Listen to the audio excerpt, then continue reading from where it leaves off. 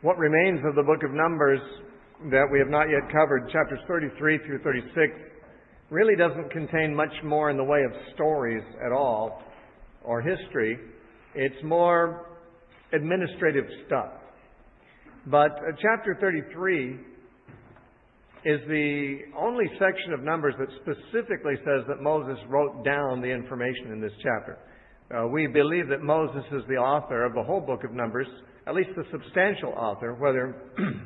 Whether he wrote it in its final form or not is open to question, because it's possible that after Moses' death, Joshua may have updated some names of places and so forth, made comments about Moses like that he's the meekest man on the face of the earth and all of that.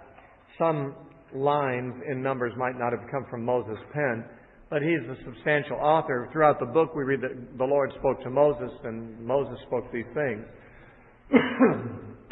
So whether Moses spoke them and someone else wrote most of them, or whether Moses wrote all of them down, really is somewhat immaterial. But we do know that he wrote chapter 33, because that's what we're told. And chapter 33 is simply a recollection of the different locations where Israel encamped during the 40 years of their wandering in the wilderness.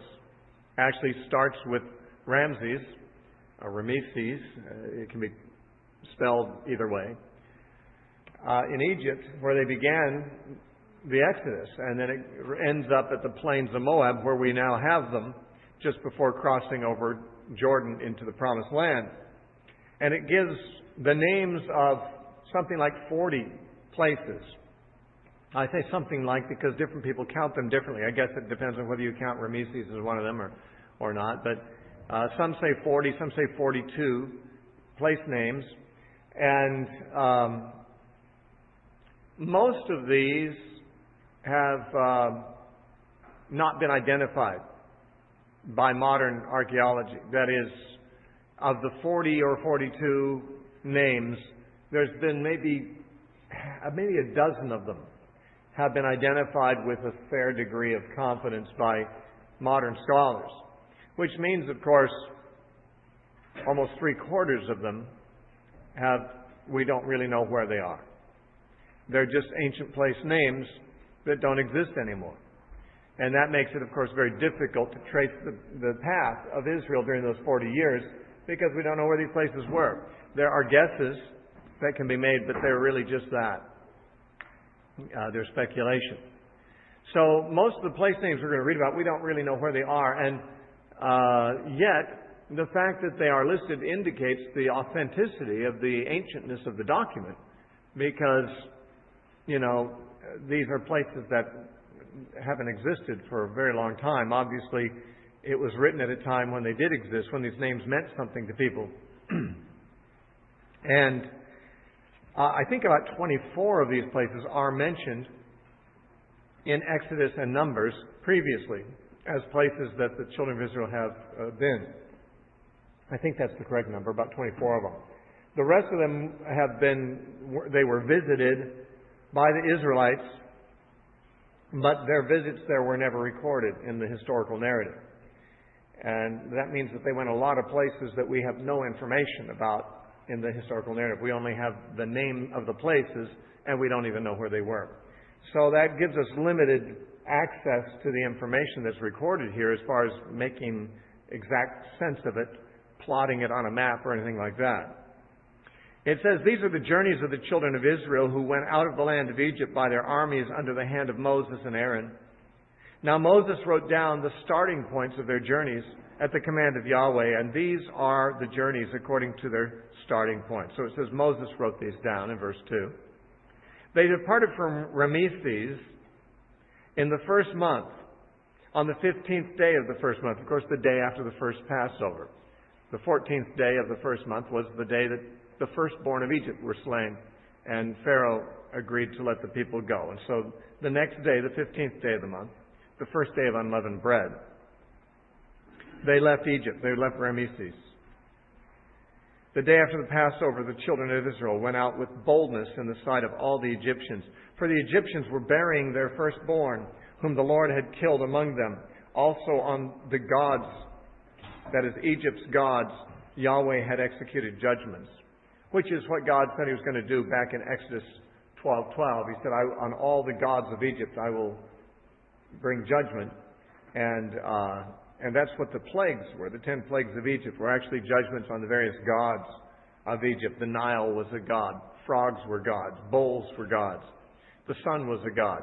And these plagues affected these different gods and shamed them, basically, showed God's sovereignty over them. Then the children of Israel moved from Rameses and camped at Sukkoth. And they departed from Sukkoth and camped at Etham, which is on the edge of the wilderness. They moved from Etham, and turned back to Pi-hahiroth, which is east of Baal-zephon, which doesn't help us much, and they camped near Migdol.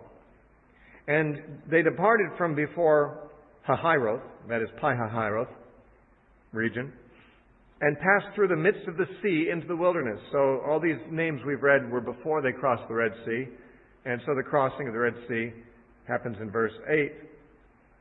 And they went 3 days' journey in the wilderness of Etham and camped at Marah. Marah was where the bitter waters were that were turned sweet when Moses cast a tree into the waters. They moved from Marah and came to Elim. At Elim there were 12 springs of water and 70 palm trees, so they camped there. They moved from Elim and camped by the Red Sea. They moved from the Red Sea and camped in the wilderness of Zin. And again, the word sin there, though it resembles our English word sin, is simply a coincidence. It doesn't mean sin. It's a word that is thought to be the same root as the word Sinai. Sign, or sin, or seen, probably. In any case, that's the name of the wilderness they were in. They journeyed from the wilderness of Sin and camped at Dophkah. Now we're getting to some places we don't remember reading about. They departed from Dophkah and camped at Alush. They moved from Alush and camped at Rephidim. Now we did read about that. That's where there was no water for the people to drink, and where the water was brought out of the stone by Moses smiting it. They departed from Rephidim and camped in the wilderness of Sinai. They moved from the wilderness of Sinai and camped at Kibroth Hattaavah, or Hattaavah, Remember, that's the place that's called the graves of lust, graves of craving, because that's where they craved meat, and God gave them the quails until they were coming out their noses. We read that earlier. They departed from Kibroth Hattaavah and camped at Hazeroth. They departed from Hazeroth and camped at Rithmah. They departed from Rithmah and camped at Rimmon Perez. They departed from Rimmon Perez and camped at Libnah. They moved from Libnah and camped at Rissah. They journeyed from Rissah and camped at Kehelathah. They went from Kehelathah and camped at Mount Shapher. They moved from Mount Shapher and camped at Haradah. They moved from Haradah and camped at Makaloth. They moved from Makaloth and camped at Tahath. They departed from Tahath and camped at Terah. They moved from Terah and camped at Mithkah. They went from Mithkah and camped at Hashmonah. They departed from Hashmonah and camped at Moseroth. They departed from Moseroth and camped at Beni Jaakan. They moved from Beni Jaakan and camped at Hor Haggidgad. They went from Hor Haggidgad and camped at Jotbathah. They moved from Jotbathah and camped at Abronah. They departed from Abronah and camped at Ezion-Geber. They moved from Ezion-Geber and camped at the wilderness of Zin, which is Kadesh. They moved from Kadesh and camped at Mount Hor, on the boundary of the land of Edom. Then Aaron the priest went up to Mount Hor at the command of the Lord and died there in the 40th year after the children of Israel had come out of the land of Egypt on the first day of the 5th month. Aaron was 123 years old when he died on Mount Hor. The information that Aaron's death was in the 40th year and that he was 123 years old at the time is given only in this chapter. That's how we know that chapter 20 begins to record events that were in the 40th year, because that's where we find the death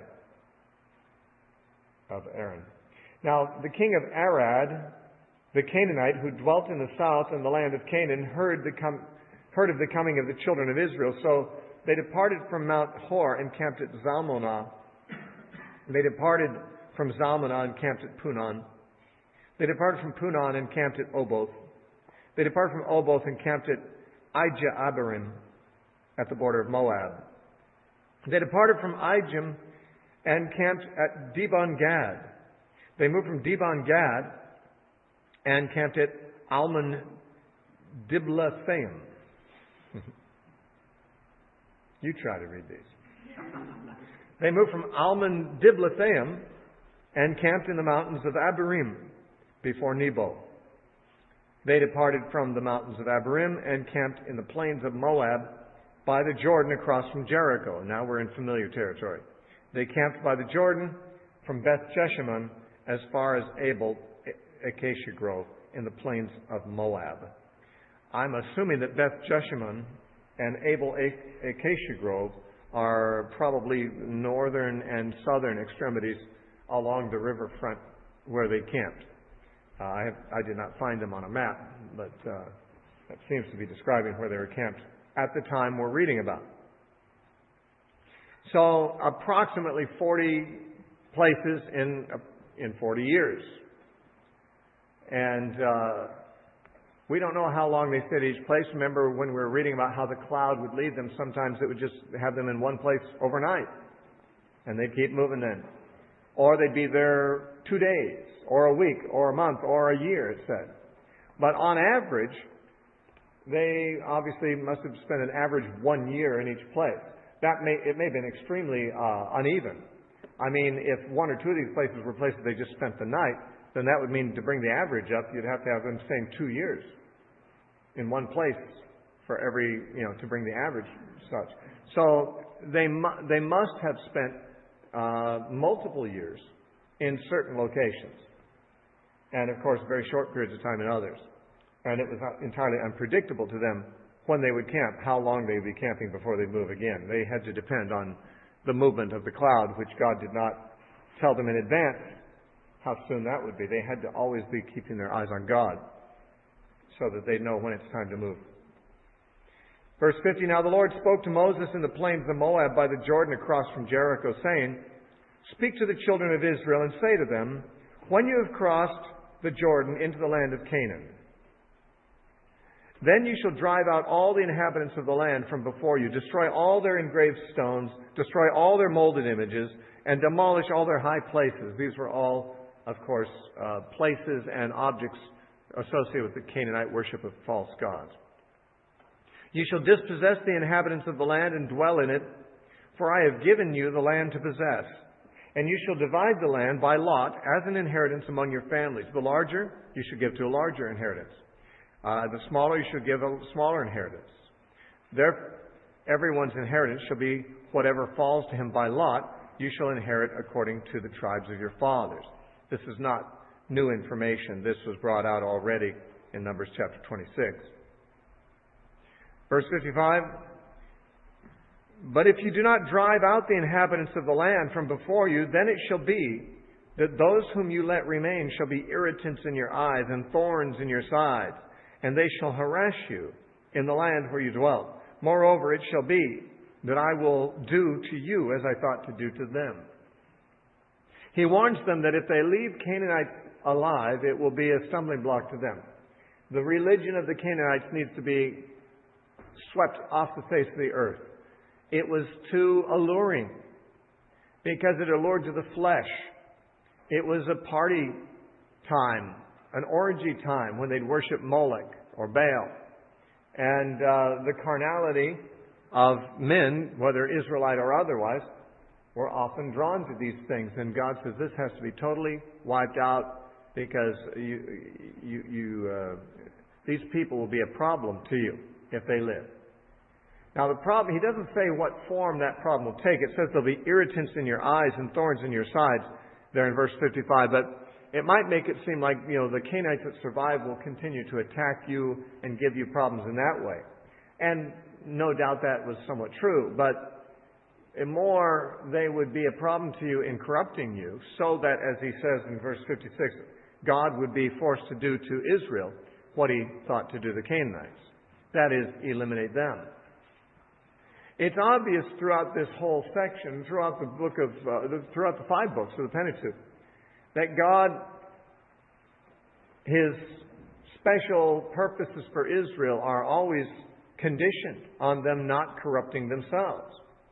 Notice he said that if they are corrupted by the Canaanites and don't obey Him, then He will do to Israel what He thought to do to the Canaanites. What did He think to do to the Canaanites? Exterminate them completely. Unless this is an idle threat and God is lying, which I cannot accept that possibility, God is saying there is a possibility that Israel could be exterminated too, if they go the way of the Canaanites. We've already seen in the book of Leviticus that God said to Israel that I'm driving the Canaanites out of the land because of all the abominable things they're doing. I'm causing the land to vomit them out. And then He said, and if you do those same abominable things that they do, then I'll cause the land to vomit you out too. In other words, Israel is no more granted an unconditional grant to the land than the Canaanites were. The assumption is the Israelites have an advantage the Canaanites do not have, and that is God has chosen them to give them His laws, to make a covenant with them, and to give them the land forever if they keep the covenant. But if they break the covenant, they're as vulnerable as any pagan nations to come in under God's judgment and even extermination, apparently, according to these verses. They have not been exterminated, thankfully, but they certainly were driven out of their land because of their unfaithfulness in former centuries. Chapter 34. And then the Lord spoke to Moses, saying, command the children of Israel and say to them, when you come into the land of Canaan, this is the land that shall fall to you as an inheritance, the land of Canaan to its boundaries.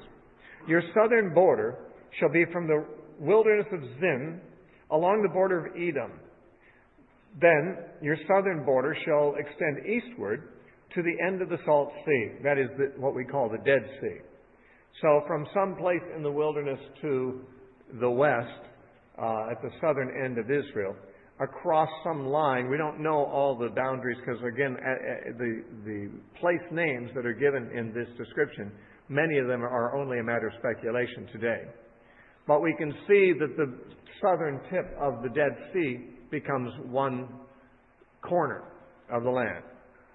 And we're going to see that the River Jordan running north from the Dead Sea becomes a boundary also. The Mediterranean is also a natural boundary on the west. So the general boundaries on the south and the exact boundaries on the east and the west can be known. The northern boundary is a little harder to identify because, again, some of the place names that are given as the marker points are difficult or impossible to identify with certainty now. What's interesting, though, is that the borders He's going to give them are different than what He said to Abraham. Because to Abraham He said that He'd give them to the river Euphrates. And that region is apparently not included in the description we're given here. It says in verse 4, your border shall turn from the southern side of the ascent of Akrabim. And I don't have a note here, but I think Akrabim is a word in Hebrew that means scorpions. Anyone have that information? No. Okay, I thought so. I thought I recognized it. Because I think in Hebrew the Scorpio, the constellation Scorpio is called Akrab. Scorpion. Akrabim would be plural. So there's a place name there called the Ascent of the Scorpions. I wonder how it got that name. Wonder if anyone lived there besides scorpions. Continue to Zin, and beyond the south of Kadesh Barnea. Then it shall go on to Hazath Adar, and continue to Asmon. Very helpful. The border shall turn from Asmon to the brook of Egypt, and it shall end at the sea. Okay, that's the southern border. And ending at the sea, I'm assuming, is a reference to the Salt Sea mentioned in verse 3, because it is giving some of the details of that southern border, which would extend from somewhere, probably the Mediterranean, where the Mediterranean hits the wilderness of Zin, then moving eastward to, as we see, the tip of the Dead Sea.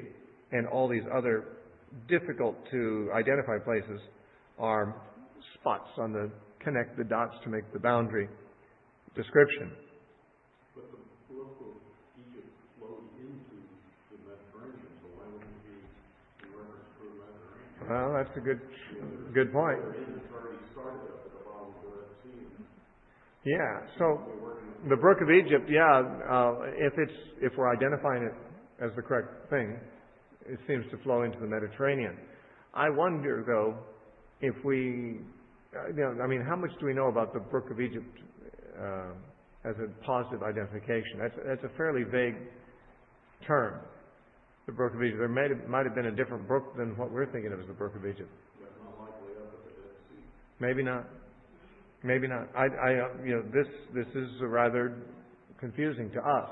At the time, it must not have been confusing to them because these place names were used for the specific places, and so they could become markers, boundary markers. Now, verse 6 says, "As for the western border, you shall have the great sea," that's the Mediterranean, "for a border." So we've had two seas mentioned. At the end of verse 3, it's the Salt Sea, which is the Dead Sea, and now we have the Great Sea. And I guess that makes it a little bit ambiguous which sea is simply called the sea in verse 5.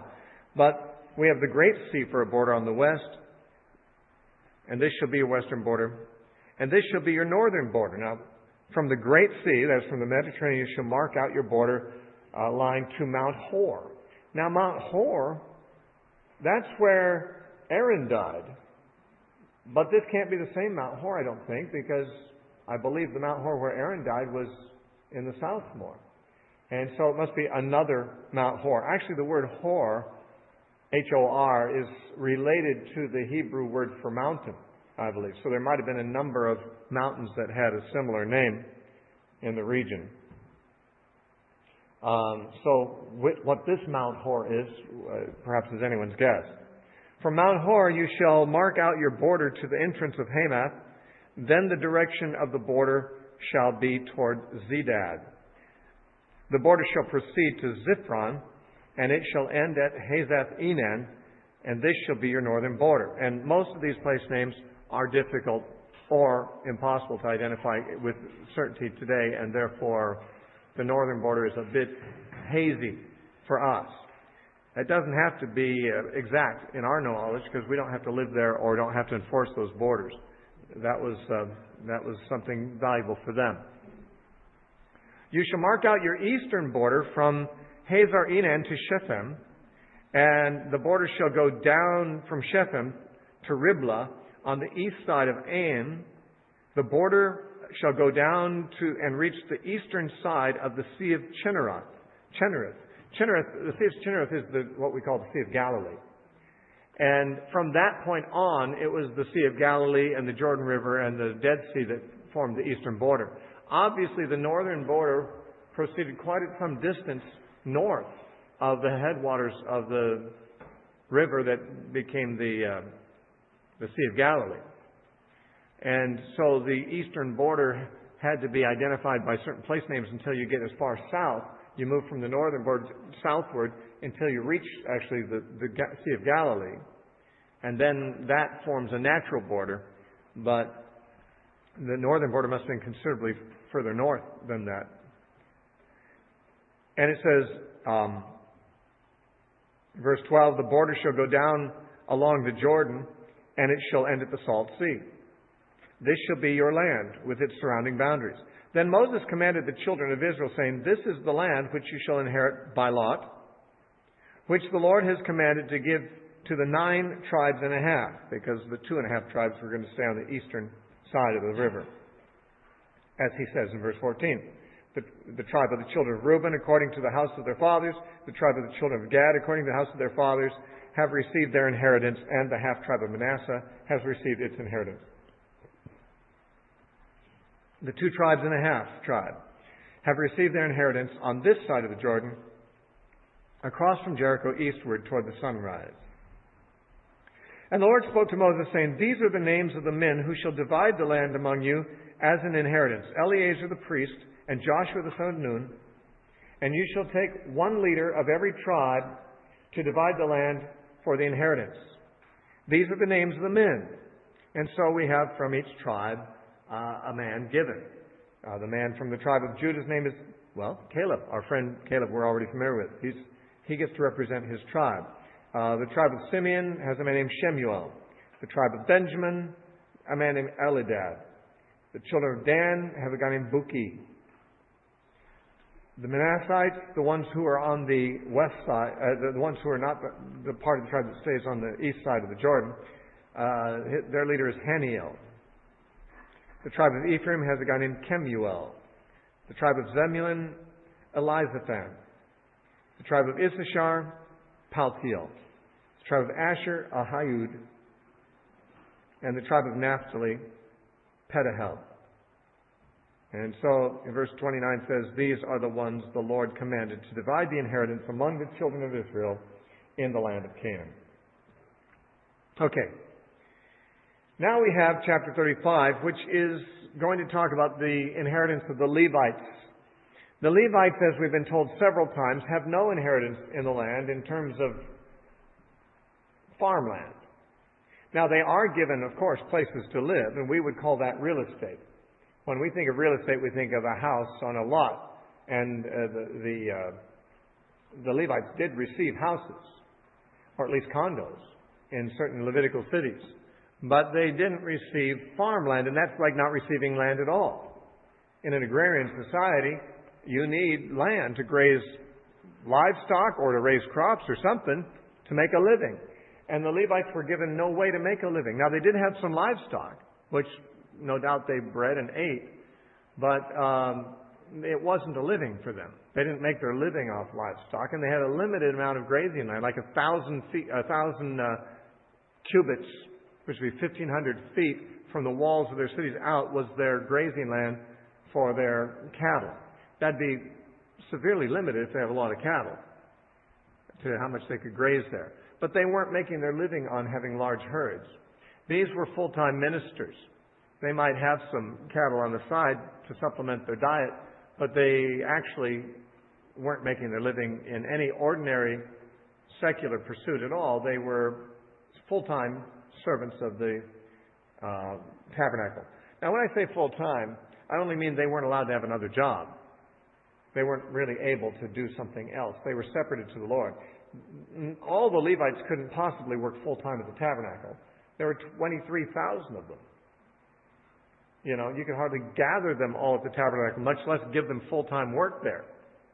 Imagine trying to employ 23,000 people in a place the size, smaller than a football field, and keep them busy with activities full-time, 6 days a week when it's not Sabbath. There just wasn't that much work to go around, and the Levites would take shifts, I'm sure. And they would have weeks off and weeks on, or months off and months on.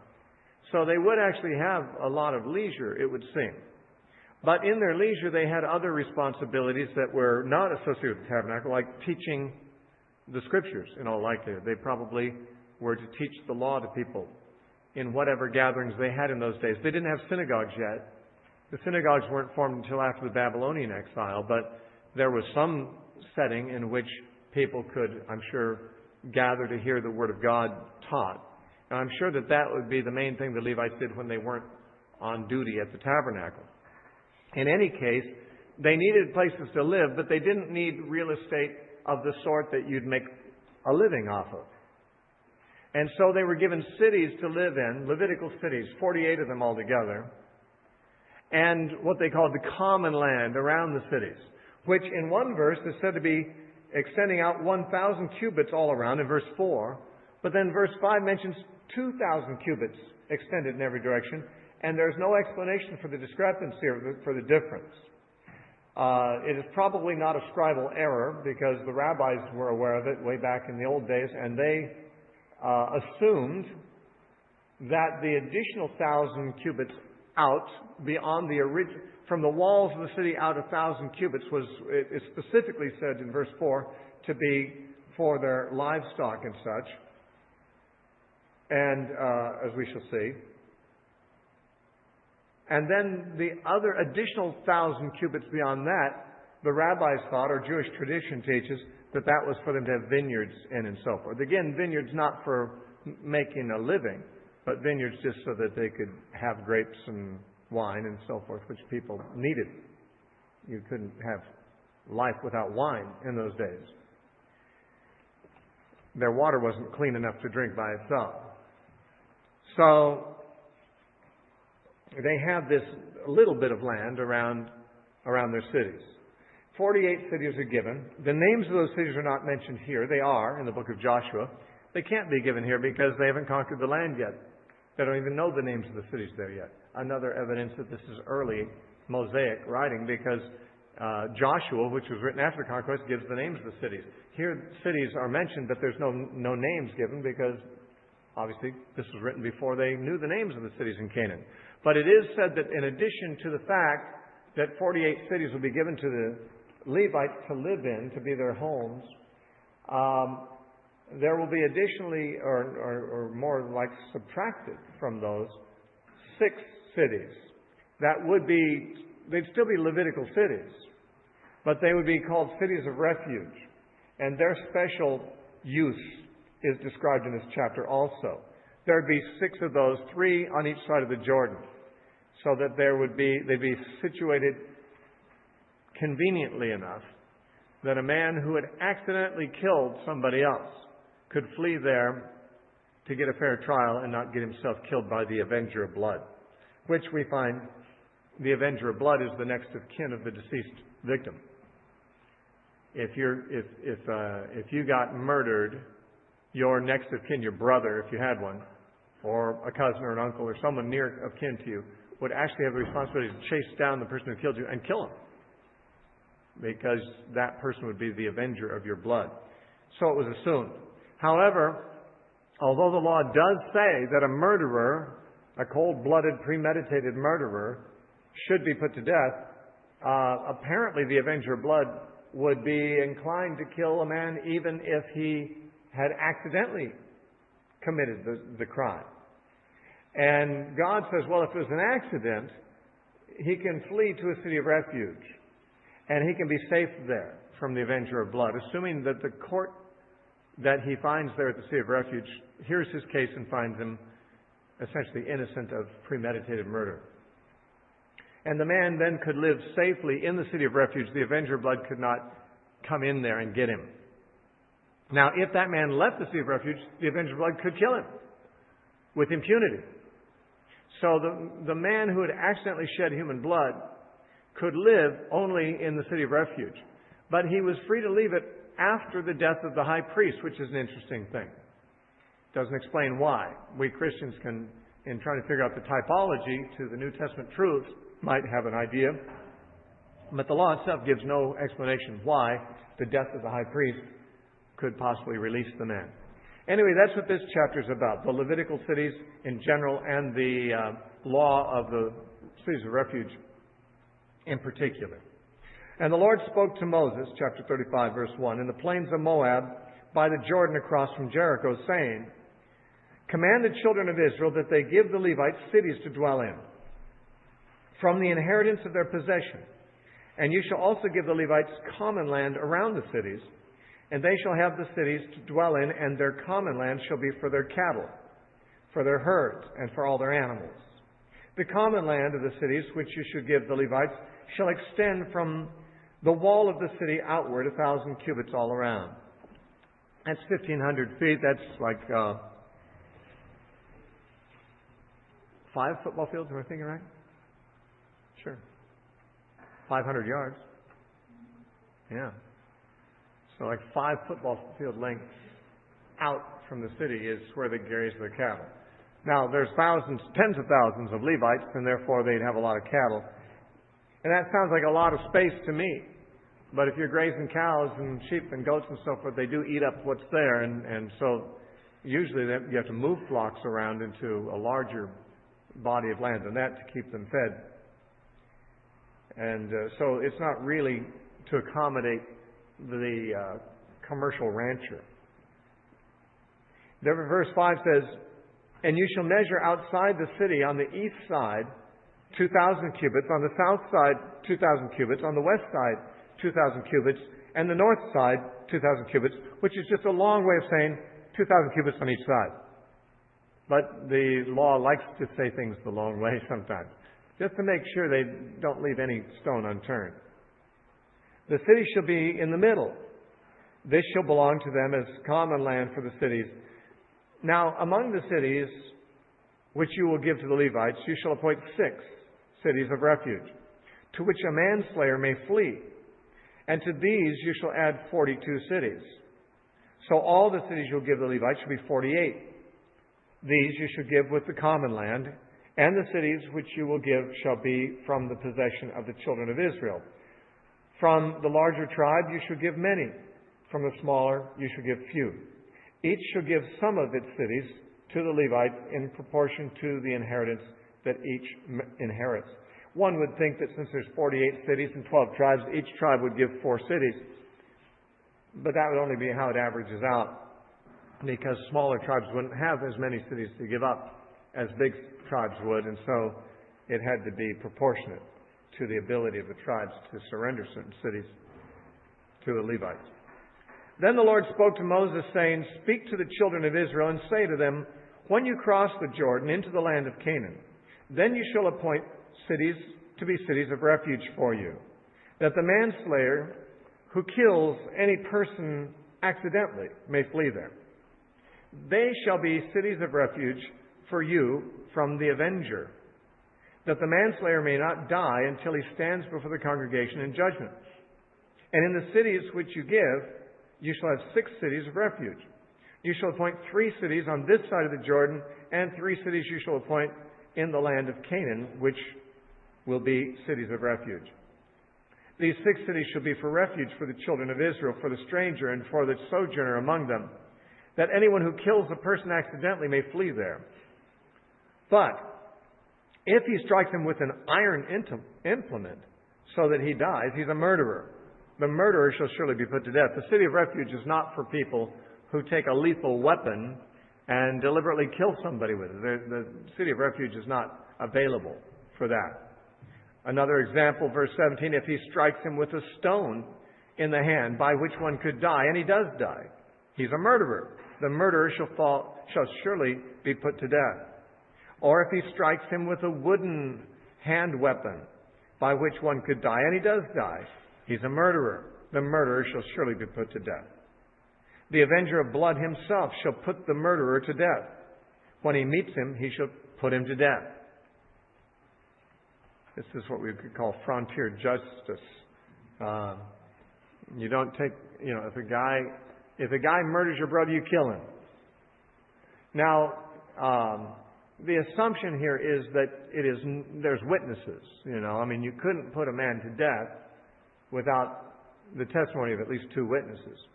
But if people saw it happen, if you heard that your brother was murdered and 2 witnesses say it happened, then you go after him and you kill him. Now, the murderer, if it was inadvertent on his part, runs away to the city of refuge. Now there he'll stand trial. If the judges at the city of refuge decide he did do it premeditatedly, then they'll throw him out of the city and the avenger of blood gets to kill him. If they say, "No, we're convinced that this was an accident on your part," then they keep him there and the avenger of blood cannot get him there. That's the idea.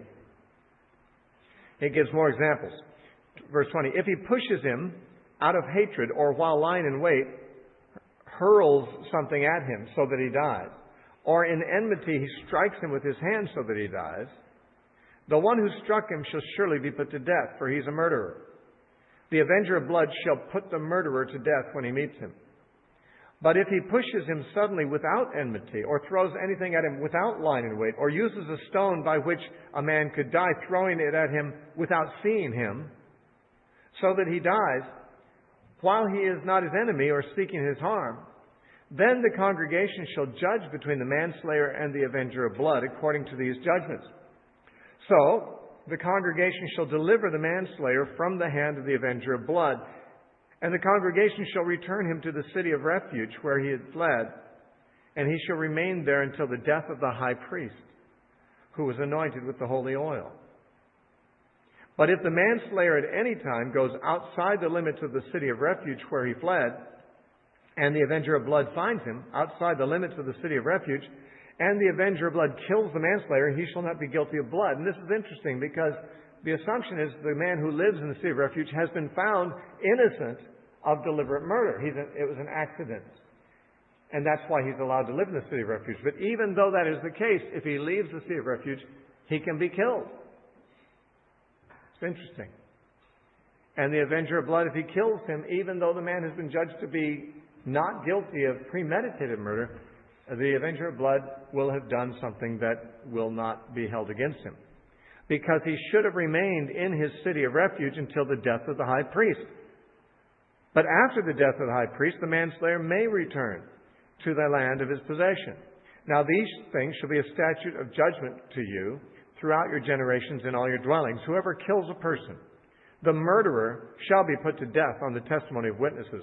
But one witness is not sufficient testimony against a person for the death penalty. Moreover, ye shall take no ransom for the life of a murderer who is guilty of death, but he shall surely be put to death. That is, if a rich man murders someone and is condemned to death, he can't buy his way out. He can't ransom himself from death. That's not okay. And you shall take no ransom for him who has fled to his city of refuge, that he may return to dwell in the land before the death of the priest. And that is, again, a rich man who's now allowed to live in the city of refuge but wants to go home and the high priest hasn't died yet. He can't pay some fee to get to go out early. There's no payment can be made for this. So you shall not pollute the land where you are, for blood defiles the land. And that means, of course, the shedding of innocent blood. And no atonement can be made for the land, for the blood that is shed on it, except by the blood of him who shed it. This principle was stated as far back as Genesis chapter 9, immediately after the flood, where Noah and his family received their first instructions from God after the flood, which included to spread out and fill the earth and so forth, just like Adam and Eve had been told to do. But in those instructions, God had said in Genesis 9, verse 5, "Surely for your life's blood I will demand a reckoning. From the hand of every beast I will require it, and from the hand of man, from the hand of every man's brother I will require the life of a man." That is, every man's brother will be the avenger of blood if a man is killed. "Whoever sheds man's blood, by man his blood shall be shed. For in the image of God he made man, and as for you be fruitful and multiply," and so forth. So whoever sheds man's blood, God said, shall be put to death by man. Here it is stated, the same principle, but from a different angle. He said that when innocent blood is shed, when a murder takes place, the land in which that happened is defiled, and therefore comes under the curse of God, unless it is atoned for. But nothing can atone for that except the blood of the murderer. Only the murderer, by being put to death, can balance the books. The Jewish people have a tradition, which makes, an opinion, let's put it that way, which makes sense, that if a man kills another man, murders another man, if that man who is the murderer is not put to death, it's a disrespect to the man who was killed. It's suggesting that the innocent man who died, his life was not worth as much as the life of the man who killed him. And only by killing the murderer do you come close to settling the score. Of course, it doesn't give back the life of the innocent man to him, but it also does not reward the murderer with an ongoing life, though he has stolen a life from another man. It's simply justice. It's simply pure justice. And God is a God of justice. And he said that, if there's murder in a land, unless the murderers are put to death, the land is under a curse. Now, that's kind of scary for our country because innocent blood is shed on a regular basis at abortion clinics, several million a year. Innocent blood is shed continually all over our land. The land is defiled. Honestly, according to Scripture, the only way that that land could be atoned for is if the murderers were put to death. Now, I'm not one who's in favor of bombing abortion clinics or assassinating abortion doctors or anything like that. But it certainly does mean that unless our country outlaws abortion and gives the death penalty to those who perform abortions, according to God, our land cannot help but be under God's curse. And because the land is defiled by the shedding of innocent blood, and there's no way to atone for it except by the death of the murderer. You know, there is a law in Deuteronomy that comes up even about this different, that if you find a slain man out in a field and it's an unsolved murder, no one knows who did it, there were no witnesses, there's a corpse but there's no suspects, then it says that the elders of the city nearest, actually the people should go out and measure the distance to the nearest city to the corpse. And that city then takes responsibility for offering certain sacrifices and so forth to cleanse the land. Since they can't actually find the murderer and put him to death, they just take responsibility for being the nearest city to it, to have to go through certain rituals to cleanse the land. Therefore, verse 34, do not defile the land which you inhabit, in the midst of which I dwell. For I, the Lord, dwell among the children of Israel. Now, the cities of refuge, I think, are easily seen as a type of salvation, although not an exact type, because they were only available for people who were relatively innocent. Just like the sin offerings in the sacrificial system were only available for those who sinned unintentionally. The cities of refuge were available only for those who murdered unintentionally. Whereas, of course, the salvation that comes to us through Christ is for all sinners, including those who have sinned intentionally. Everyone prior to becoming a Christian has sinned intentionally.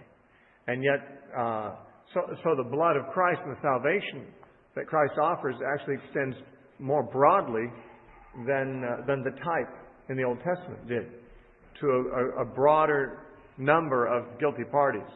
Everybody. Anyone can be forgiven if they flee for refuge to Christ. But it's interesting that they are, the person was trapped in the city of refuge, as it were. If he would leave the city of refuge, he is subject to the death penalty again, which may suggest, of course, the idea that we have to abide in Christ. As Jesus said, I'm the vine, you're the branches, abide in me. And he says, if any branch does not abide or remain in me, if anyone does not remain in me, he's cast forth as a branch and withered, and they gather them and burn them. That there is no ongoing security in life for the person who doesn't stay in Christ. Staying in Christ is necessary, just like staying in the city of refuge was necessary. A man steps outside of the city of refuge and he's subject to the same penalty as he was subject to before he got there. It's only within the city that there is security, as there is only security for us in Christ. Now, the death of the high priest, as I say, its significance is never mentioned, never explained in the law. And therefore we can only speculate about it. But the death of the high priest, certainly to us, bespeaks the death of Christ, our high priest. That Christ is our high priest and he has died for us and in a sense has set us free. Not free to leave Christ, as in the type of the city of refuge would be, but in a sense free to go to our inheritance. And so there's a mixture of metaphors, a mixture of types in this imagery, I think. But the death of the high priest, no doubt, represents in the mind of God the death of Jesus, the high priest, as that which sets the sinner free. Not free to leave Christ. We change the imagery when we have a person leaving the city of refuge to go back to his home. But there's two different lessons here. One is that we're saved in Christ and only in Christ, only as we remain in Christ. as we abide in Him. But the other is that Christ is the one by whose death sinners who are otherwise locked up because of their sin are set free to return to the land of their possession, as it says in verse 28, or to our inheritance, which is a return to what God had in mind for mankind in the first place before the fall, back to a good relationship with God in a paradise of God, as we read about in the future. Now, chapter 36, a short chapter, the last chapter, and in it we encounter one more time the daughters of Zelophehad. And these daughters have been mentioned previously in chapter 27, I believe it was, because they were daughters of a man who had no sons. And there were 5 of them, and they must have been seemingly a rare or a unique case, because there were certain laws that governed a situation like this that had to be made on this occasion, because these 5 women approached Moses about it. Because the inheritance of a father was carried down through his sons.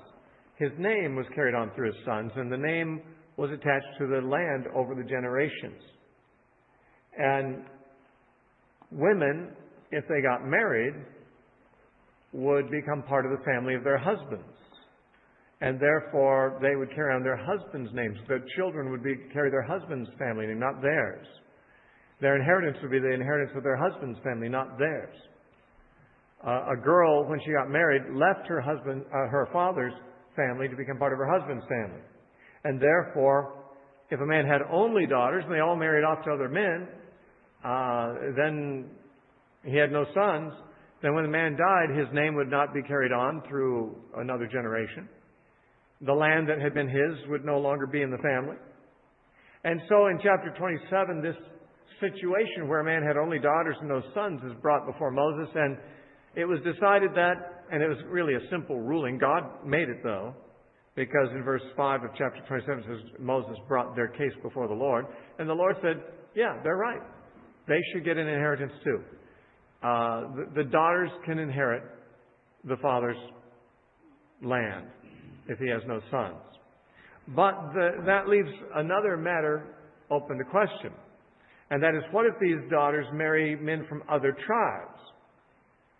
Then their inheritance becomes their husbands, and they were of the tribe of Manasseh, but what if they marry someone from a different tribe? Let's say from the tribe of Ephraim, or from the tribe of Judah, or the tribe of Simeon. What then? Then the land becomes the property of the tribe of Ephraim, or Judah, or Simeon, or whatever their husband is.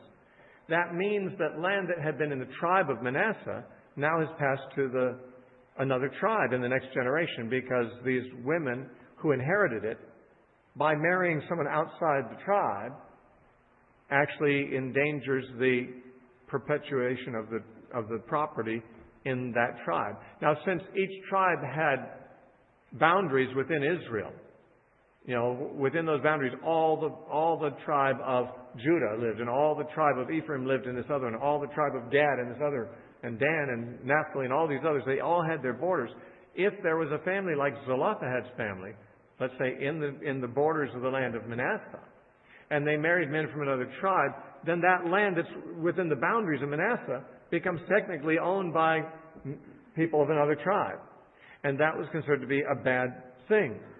And so that is what is dealt with in this chapter. Another ruling has to be made. These women continually are bringing up new cases that really do have to be handled.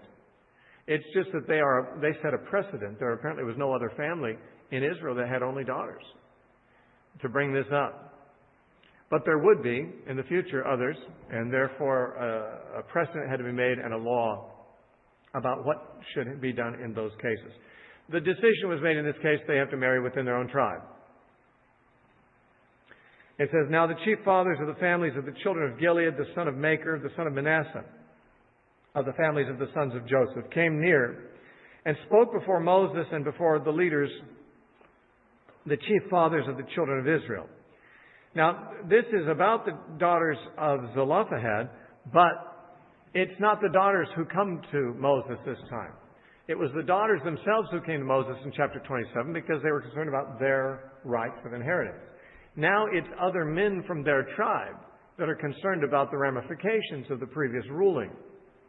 Because the men of the tribe are beginning to put two and two together and say, well, if these daughters marry outside the tribe, then our tribal land is going to become a patchwork of pieces of real estate that are owned by other tribes over time. And so they said, the Lord commanded my lord Moses to give the land as an inheritance by lot to the children of Israel. And my Lord has commanded by the Lord to give the inheritance of our brother Zelophehad to his daughters. Now, if they are married to any of the sons of other tribes of the children of Israel, then their inheritance will be taken from the inheritance of our fathers. And it will be added to the inheritance of the tribe into which they marry. So it will be taken from the lot of our inheritance, meaning not these particular men, but of the tribe as a whole. And when the Jubilee of the children of Israel comes, then their inheritance will be added to the inheritance of the tribe into which they marry. So their inheritance will be taken away from the inheritance of the tribe of our fathers. Then Moses commanded the children of Israel according to the word of the Lord, saying, what the tribe of the sons of Joseph speaks is right.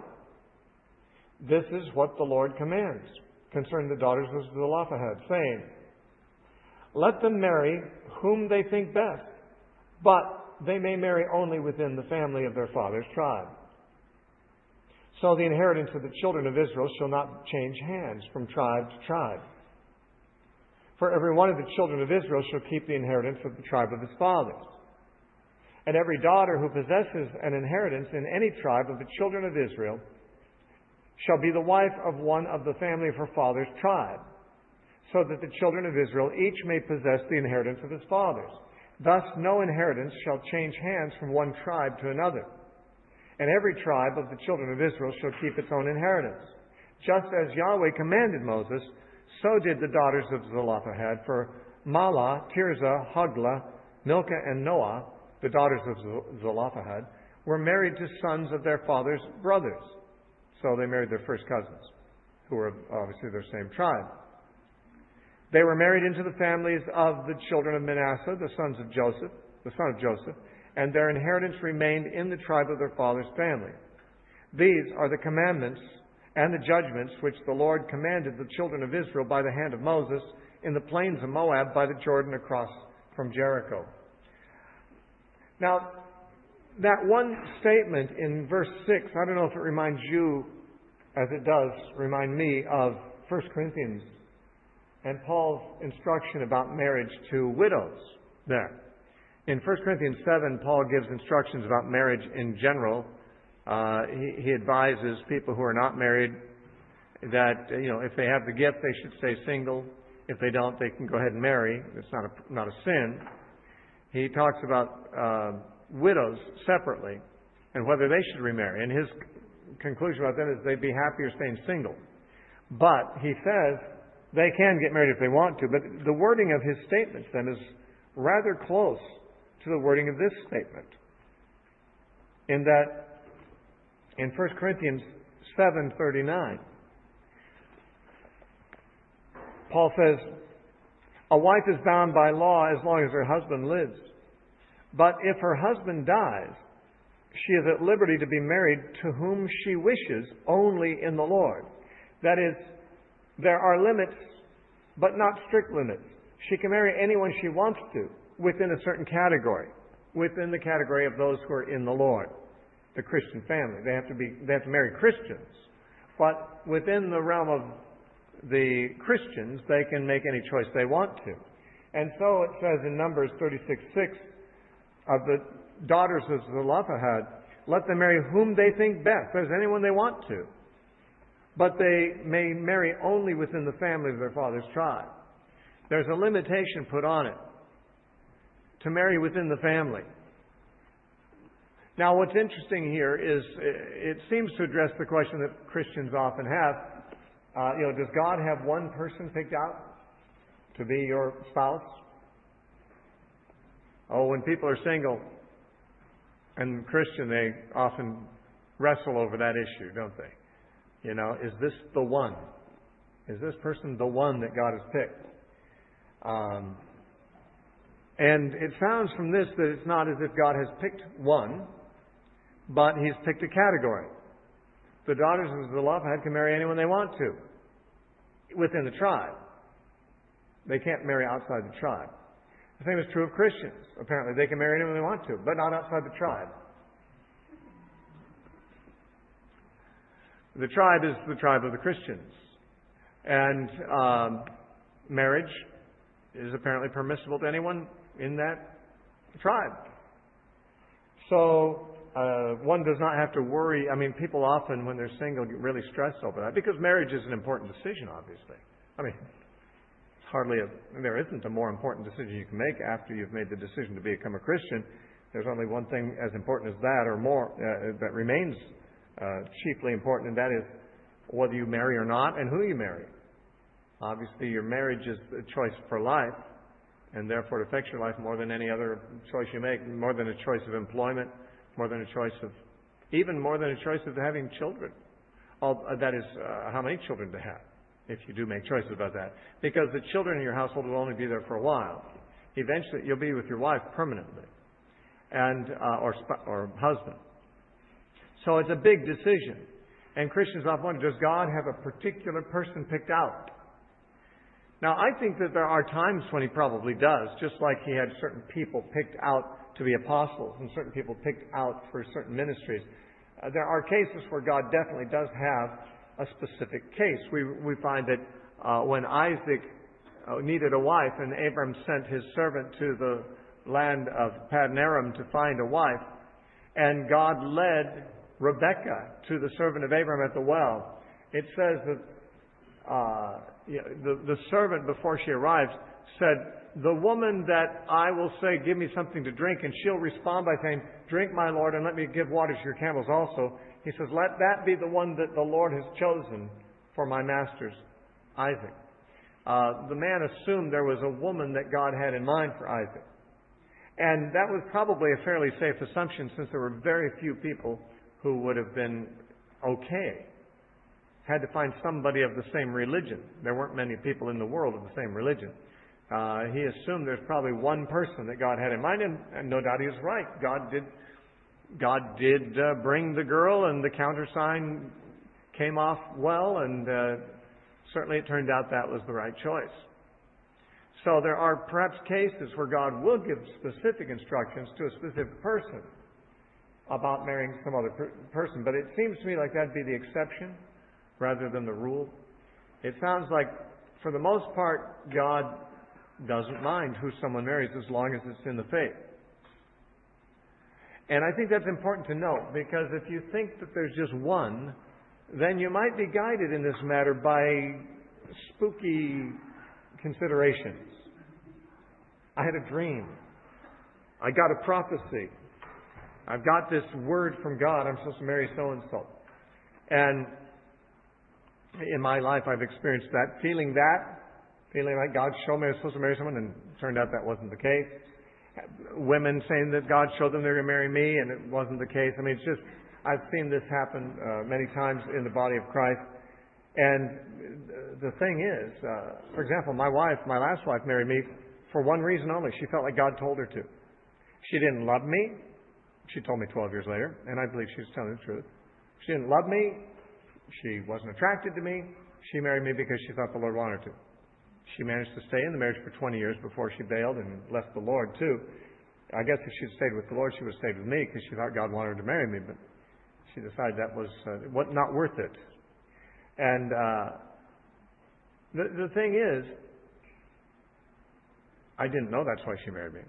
But when people marry for those reasons, a lot of times they overlook things that common sense would tell you make it a bad match. You know, something about someone appeals to you. Something about someone attracts you. You say, "Oh, that's the one I want." And yet there may be all kinds of things that common sense would tell you there's not compatibility here. And but you ignore that because God said it. I mean, it seems to me that my wife since she was not in love with me and wasn't attracted to me, he's not the guy. But she thought God said it, so she overlooks that. I don't think we're supposed to overlook those kinds of things. I think that the general rule about marriage is you do use common sense, or as Moses put it, marry who seems good to you. How did he word it exactly there in Numbers 36? It's actually a good advice about marriage. It says, let them marry whom they think best. That's really a good rule. Not the person that you think you got good vibes about, or the person that you think you got a prophecy about. Marry the person that you think is best. And how do you determine that? Well, that has to be decided on the basis of a lot of, I think, practical considerations and compatibility and family concerns and, of course, family approval and things like that. There's a lot of issues that we wouldn't consider to be very spiritual issues involved in making the decision. But and it seems so maybe carnal to take God's guidance out of the consideration. But God's guidance isn't always spooky. God's guidance can be using common sense too. God did give you a brain and expects you to use it, and He can give you insight that way. And it can be God's will. So the point I'm making here is that there's nothing implied at all, either in this statement in Numbers, nor in Paul's similar statement in 1 Corinthians 7, that would suggest that you have to proceed, if you're a single person, on the assumption that there's one person. There's just one person, and that's the one person that God has for me. Well, I mean, in some cases, no doubt that's true. And if you marry a person, then that is the person. And a lot of people who have this spooky idea get divorces because they get married to someone and they say, I married the wrong person. No, you didn't. You married foolishly, it may be, but you married the right person for you to stay with. The one you made the commitment to. That's the right person for you to be married to for the rest of your life. Might not have been a good choice, but it's still now the right person. And so what makes the person the right person or not the right person is very seldom has anything to do with special divine guidance. Though I would not rule out that divine guidance can be a factor. But once someone suspects that maybe God, there's something here that God may be doing, then of course the exploration of the possibilities needs to be done with a lot of common sense, it seems to me.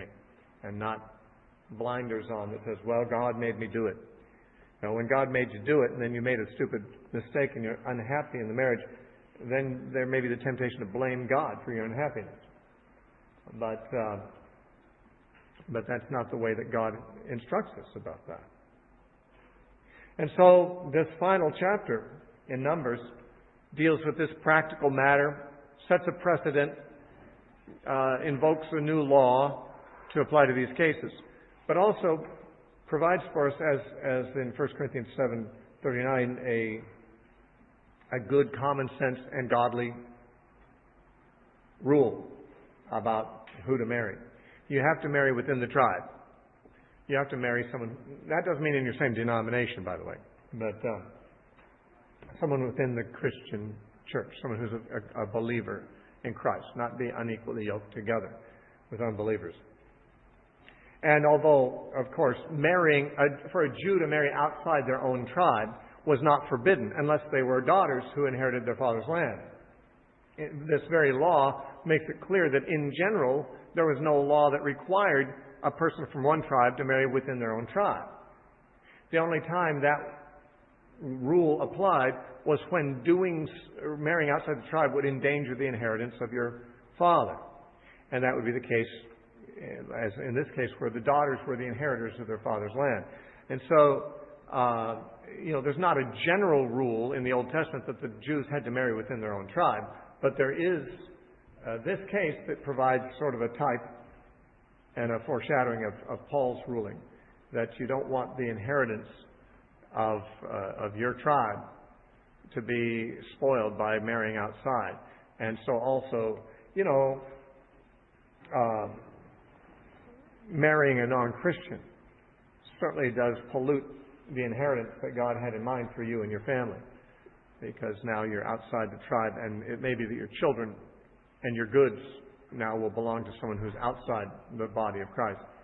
Your kids may even be outside the body of Christ because of it in some cases. All right, so that's the end of the book of Numbers, and we are